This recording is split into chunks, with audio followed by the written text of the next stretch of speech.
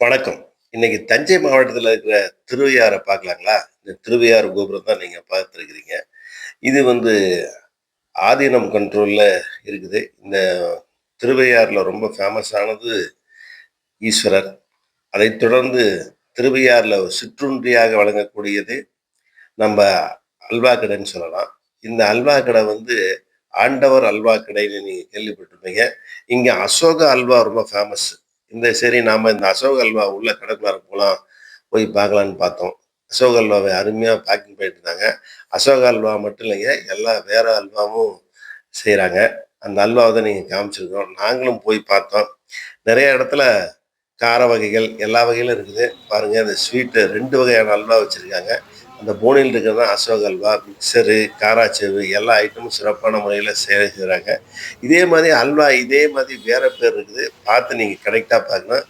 ஆண்டவர் அல்வா கடை அப்படின்னு சொல்லி பெரிய போர்டு பஸ் ஸ்டாண்டுக்கு பக்கத்துல பெருசா இருக்கும். இது பால்கோவான்னு வச்சுக்கங்களேன்.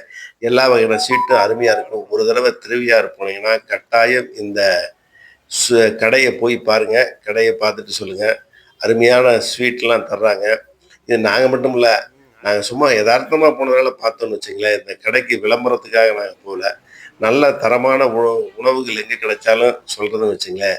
அதான் அசோகா அல்வா ரொம்ப ஃபேமஸு. நல்லாருக்கும். போய் ஒரு தடவையாச்சு பார்த்துட்டு வாங்க. திருவையாறு போனீங்கன்னா, சிவனையும் வழிபட்டுட்டு இதையும் நீங்க பார்த்துட்டு வரலாம்.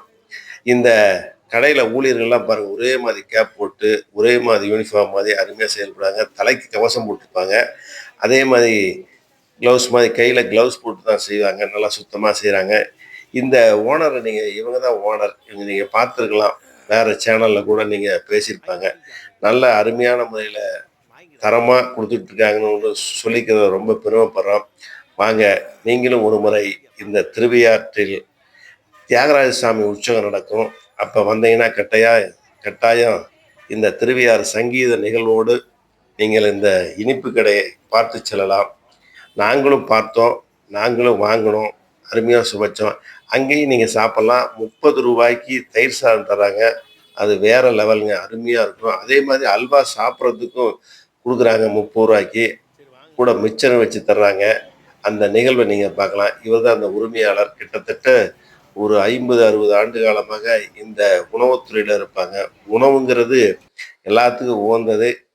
பணியாளர்கள்லாம் மிக அருமையா வேலை செய்றாங்க.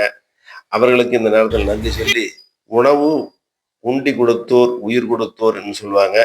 அது உணவு கொடுக்கிறவங்க தரமா குடுக்குறாங்கன்னு சொல்லலாம். இந்த ஆண்டவர் அல்வா கடை தரமான அல்வா என்பதை கூறிக்கொள்வதில் மகிழ்ச்சி அடைகிறோம். நன்றி, வணக்கம். திருவையாறுல அமைஞ்சிற கல்வெட்ட நீங்க பார்த்துருக்கலாம். இங்க ஐயாறப்பன் அப்படின்னு பேர் சொல்லுவாங்க சாமிக்கு. இந்த திருவையாறு வந்து ஆதீனம் கண்ட்ரோல்ல இருக்குது அப்படின்னு ஒரு சாட்சி கல்வெட்டாக உங்களுக்கு காமிச்சிருக்கிறோம். தஞ்சை மாவட்டத்தில் இருக்கிற மிகச்சிறந்த கோயில்களில் இதுவும் ஒன்று. ஒரு முறையாச்சும் போய் பாருங்களேன்.